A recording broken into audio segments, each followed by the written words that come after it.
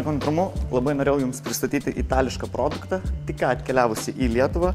Tai ilgai laukiau, kelias dienas testavausi ir galiu pasakyti, kad vienas iš šiaip geriausias produktas, ką esu patyręs, prisilietęs ir su kuo apskritai valęs automobilius.